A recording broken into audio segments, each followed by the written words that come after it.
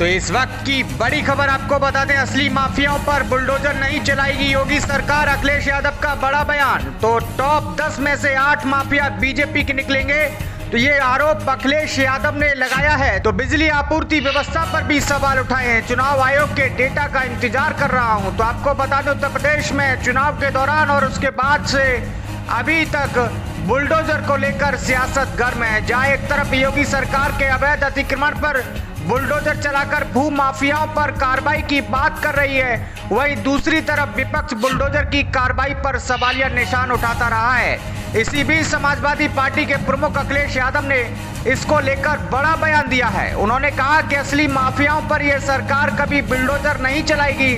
और आज उत्तर प्रदेश में माफिया कौन है, टॉप 10 के नाम बता दीजिए। अगर उनमें से 8 बीजेपी के न निकलें तो बताइएगा। तो आपको बता दें, उत्तर प्रदेश में बिजली आपूर्ति की व्यवस्था को लेकर भी योगी सरकार को निशाने पर लिया है। उन्होंने कहा कि उत्तर प्रदेश में उन इलाकों में जहां सपा का वोटर रहता है, वहां बड़े पैमाने पर बिजली काटी जा रही है। अखिलेश यादव ने कहा कि अभी भी बिजली नहीं मिल रही, सरकार ने टारगेट किया है कि 100 लोगों पर कार्रवाई करो। एक रोजा इफ्तार के कार्यक्रम में पहुंचे सपा प्रमुख अखिलेश यादव ने कहा कि आज तुलना होती तो दुनिया में सबसे पैसे वाले लोग कौन हैं? अमेरिका में सबसे ज्यादा पैसे वाले लोग हैं, भारत में भी पैसे वाले आगे बढ़ रहे हैं। और आपको ये भी बता दें कि मायावती की ओर से किए गए अपने ऊपर हमले को लेकर अखिलेश यादव ने कहा कि जहां तक बीएसपी की बात है, चुनाव आयोग के डेटा का इंतजार कर रहा हूं।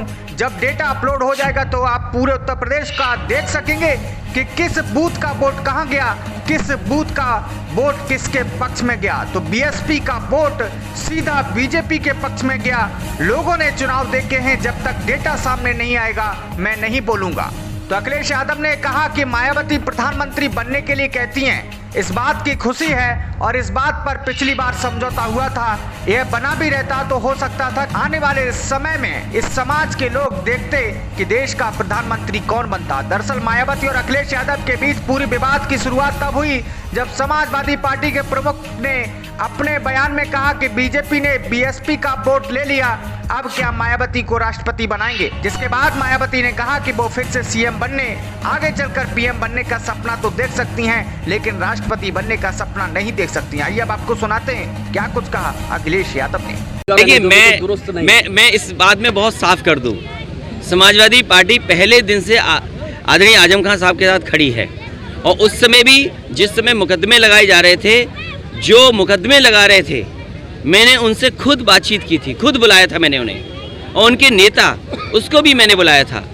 उन्होंने कहा कि हम बहुत डरे हुए हैं, क्योंकि भारतीय जनता पार्टी की सरकार में जो कमिश्नर थे वो उस समय डीएम थे और बाकायदा मुख्यमंत्री ऑफिस कोऑर्डिनेट कर रही थी कि कैसे मुकदमे लगाए जाएं, कैसे और गंभीर धाराएं लगाई जाएं। तो जिस समय मुकदमे लगाए जा रहे थे, आखिरकार ये लोग कहाँ थे?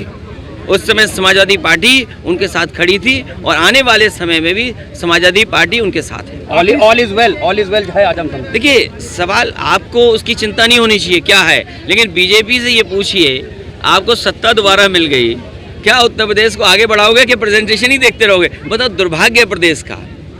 कंटिन्यूटी की सरकार है। जो सरकार कंटिन्यूटी की हो तो उन्होंने 5 साल किया क्या जो प्रेजेंटेशन देखना पड़ रहा है उन्हें? अरे आप भी जागरूक पत्रकार हो, कम से कम ये बताओ उन्हें कि आप प्रेजेंटेशन क्यों देख रहे हो? कोई नया डॉक्यूमेंट तैयार किया हो उत्तर प्रदेश के विकास के लिए तो बताओ। आप वहीं घूम के आगे खड़े हो गए, आके जहाँ पर से आपने शुरू किया था। रात के 2 बजे तक प्रेजेंटेशन देखते थे आप, और फिर प्रेजेंटेशन देखने लगे, तो उत्तर प्रदेश का विकास क्या हुआ है? सर, आखिरी सवाल महाराष्ट्र से जुड़ा हुआ है। आपकी माफियाओं पे कार्रवाई और बुलडोजर की बात कर। देखिए, असली माफियाओं पे ये सरकार कभी बुलडोजर नहीं चलाएगी। जो असली माफिया हैं उन पर ये सरकार बुलडोजर नहीं चलाएगी। आखिरी सवाल से महाराष्ट्र से और शायद आप भी इतने जागरूक पत्रकार हैं, आप भी माफियाओं की जारी सूची नहीं करोगे। चलो, आज माफिया कौन है उत्तर प्रदेश का, बताओ सूची। क्या आपके पास सूची है उसकी? मेरे पास नहीं, नाम बताइए आप। टॉप 10 बता दीजिए। अगर टॉप 10 में 8 बीजेपी के ना निकले तो बताइएगा। सर एक सवाल महाराष्ट्र से जुड़ा हुआ आखिरी है कि राज ठाकरे जी ने आज टिप्पणी मुख्यमंत्री जी को लेकर की है और बोला है कि उत्तर प्रदेश के मुख्यमंत्री योगी हैं और उनके यहाँ के भोगी हैं। आप भी महाराष्ट्र की राजनीति क्या उन्होंने कहा है कि महाराष्ट्र में जो है मुख्यमंत्री उद्धव ठाकरे भोगी हैं और उत्तर प्रदेश के मुख्यमंत्री योगी हैं। महाराष्ट्र में आपके भी विधायक हैं, आप भी पूरी राजनीति में सक्रिय हैं। मैं बात समझा नहीं उनकी। जो बीजेपी चाहेगी वो होगा, न्यूज़ तो वही बनेगी ना। न्यूज़ तो क्या है, आपसे बहस क्या चाहते हैं? आपसे बहस दूसरी चाहते हैं। मैं और उत्तर प्रदेश का नौजवान, उत्तर प्रदेश की जनता ये चाहती, क्या महंगाई कम होगी कि नहीं होगी कम? आज सरसों का तेल, रिफाइन ऑयल कहाँ पहुँच गया है?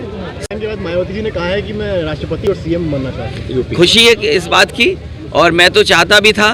पिछली बार समझौता भी इसी बात के लिए था, और ये समझौता बना रहता, गठबंधन बना रहता, तो शायद आने वाले समय में इस देश के बहुजन समाज के लोग और बहुजन समाजवादी पार्टी से जुड़े लोग और बाबा साहब भीमराव अंबेडकर जी के सिद्धांत पे चलने वाले लोग देखते हैं कि देश का प्रधानमंत्री कौन बनता। अलविदा की नमाज विधायक हैं बीजेपी की, उनकी भी एक बात वायरल हुई है कि मैं फूंक देती जो कार्यालय उनका। देखिए, भारतीय जनता पार्टी का अगर कुछ घर मकान तोड़ोगे तो मुआवजा उठाएंगे।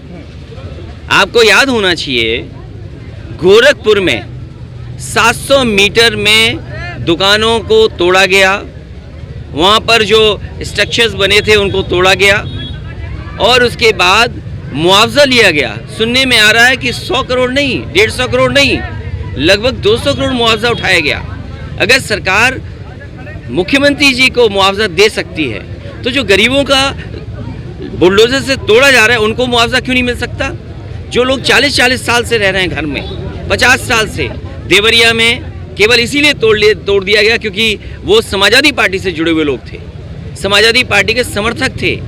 जात देख करके, धर्म देख करके बुलडोजर चल रहा है। मैं आपसे कहना चाहता हूँ, लखनऊ में रहते हैं आप तालाब देखिए कितने कब्जा हो गए लखनऊ में।